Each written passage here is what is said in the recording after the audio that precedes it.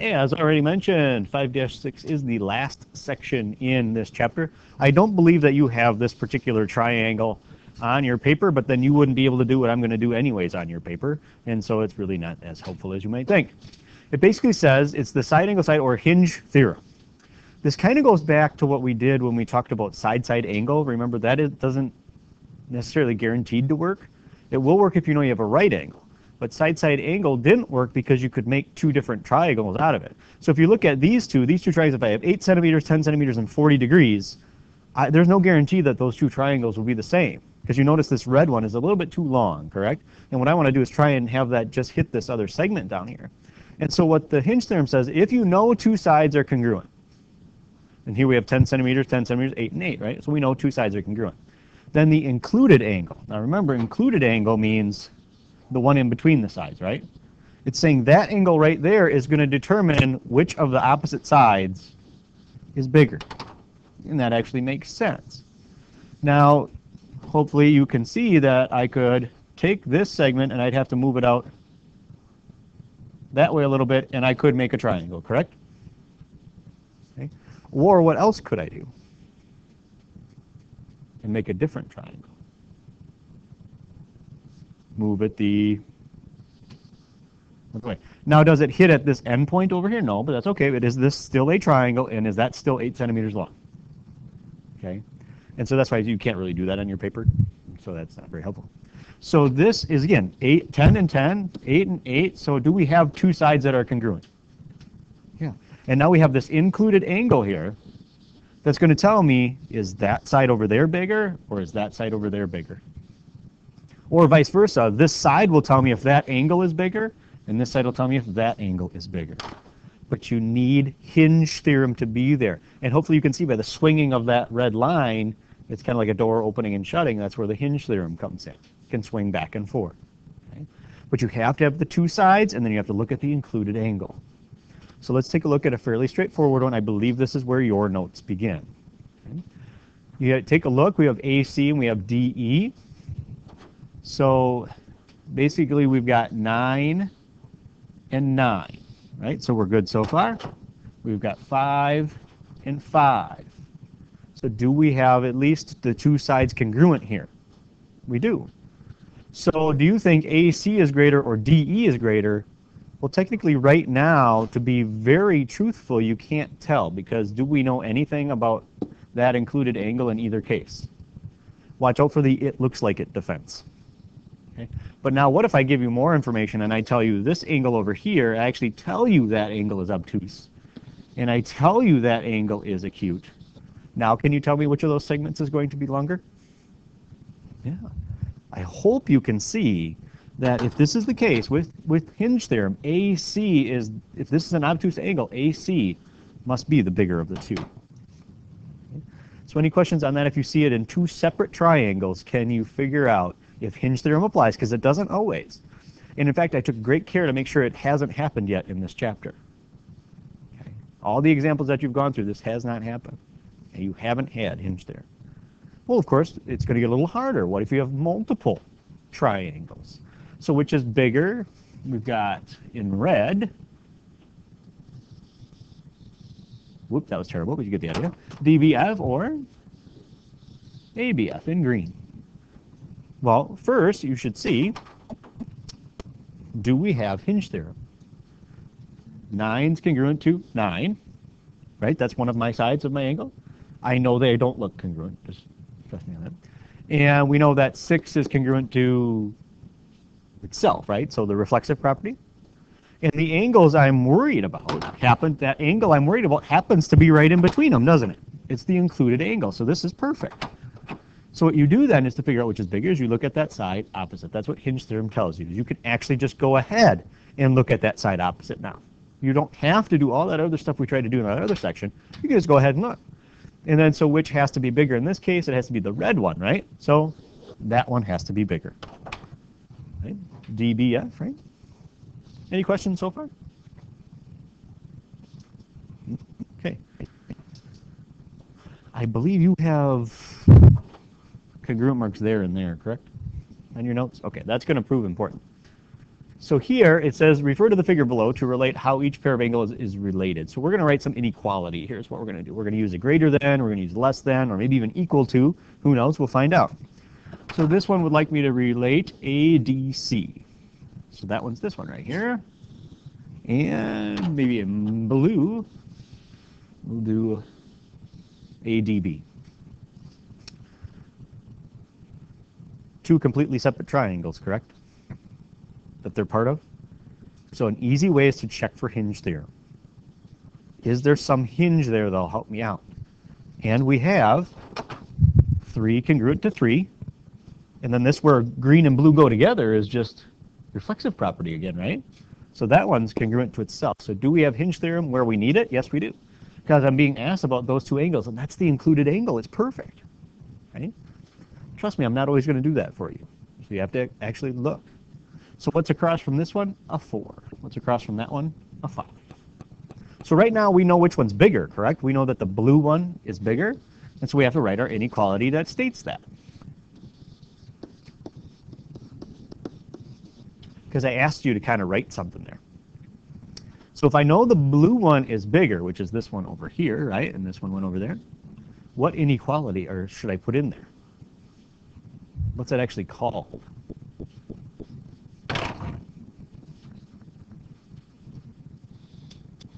Remember, alligator eats the bigger one, but what's that actually called? What's its name? Is less than. If you read that, it'd be the measure of angle ADC is less than the measure of angle ADB. That's how you would read it. Okay? Any questions on that one? Everybody good? All right. I'll put those congruent marks back in. Yeah, let's do this. Well, we better not do red, huh? AFB is green. BFB. Where is it? Oh, there it is. Please don't assume hinge theorem always applies, because it does not. Does it apply in this case? Did it? Yes, but only because I did what? Put those congruent marks in, right? Without those congruent marks, would we know? No, we wouldn't know. We wouldn't be able to finish it. Okay, but we do have hinge theorem because of those 2 red marks, and then this is again congruent to itself. There's that reflexive property, and so then you can go ahead and just look opposite then. And so in this case, which one's bigger? The green one, right?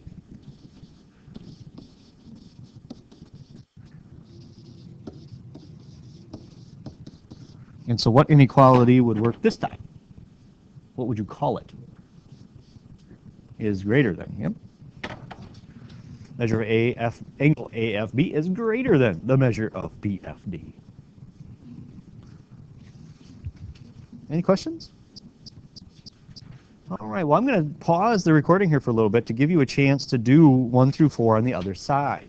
And then we'll take volunteers that might want to come up and answer them. And when you come up, all I need you to do is basically, and even on your notes, you can just go ahead and just like replace this and with whichever inequality you think it is, like maybe put a greater than symbol there or a less than or something like that. I don't need you to rewrite everything if you don't want to. You can just put, or maybe equals, you never know, some of these might be equal.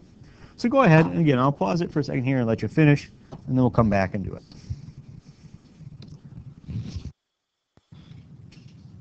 So once again, we have some guest presenters here that are going to attempt some of these problems. They can come up and choose whichever one they would like to. And it looks like this person's trying number 1. All right, going with my color coding.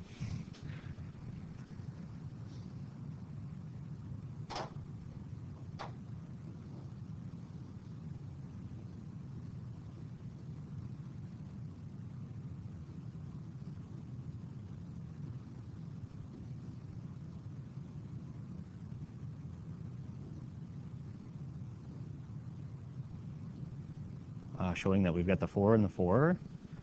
And that in the, so there's your hinge theorem, so it actually works. Very good. And this presenter believes that AB is greater than BC. And they tried to show because 40 is bigger than 30. Do you agree? Yes, most definitely. That is correct. Okay. Anybody want to try number 2? Okay, go ahead. So we got somebody else going to try the measure of angle FEG versus HEG. You could do whatever amount you want. perhaps proving hinge theorem would be nice, and then just tell me which one's bigger. You can just put the inequality up there. So we got 6 and 6, yep. And then there's the other piece. So there's your hinge.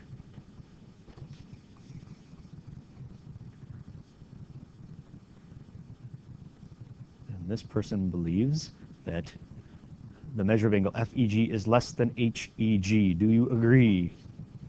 Yes, and the reason this time is that the 7 is less than the 8, correct? So sometimes you got to go in both directions. Here they give you the angle, you got to work your way out. Here they give you the size, you got to work your way back in, and that is correct.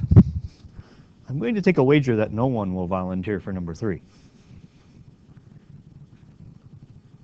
Go ahead. This is an interesting one. And I've just left it because I want to see what people do.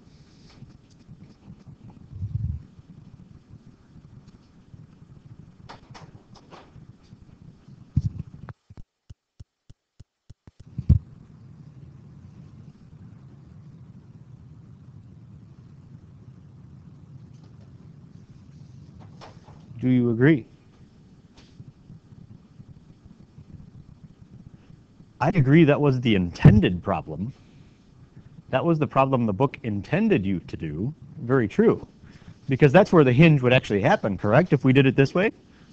But unfortunately, they had a typo and put K in there instead of what? Instead of L, right? So obviously that person saw through their mistake and just went with the hinge theorem because they could see it, which is fine. But what if we do go with the actual, so this is correct. It is supposed to be an L there. You can fix it if you want. And it would be greater than in that case. Okay. But truly what this one's asking, if we kind of color code it, is IJK and KJL. Do we have hinge theorem for those two? For the red and the green? We don't even have hinge theorem, do we? So what do you do in that case if that happens? Can we tell? No, if that's the actual problem, let's say it was, does everybody have the altered version of what that was supposed to be? If this is the actual problem, we really can't tell. You'd say not enough information, or we don't know. Okay, so watch out for that, because there's no guarantee that I'll necessarily give you hinge theorem. And let's see here, do we have hinge theorem? Well, we're talking about MQ, here that is, and NP's over there. Well, here I see the 18 and the 18 kind of match, right? And that's reflexive to both of those, so perhaps we're looking at something like this, correct? And so there's your hinge, so we're good, because that and that, and so we're good. And this one has 38, that one has 39, so which one's bigger? NP. Here's another interesting question related to that one.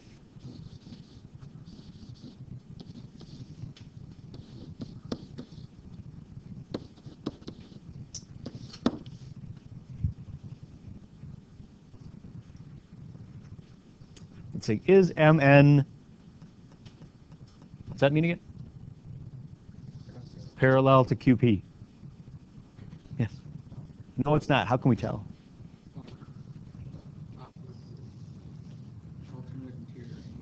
Yeah, the alternate interior angles aren't the same, are they? So they can't possibly be parallel. Okay? Just bringing back older chapters. Okay, do you have any questions on hinge theorem?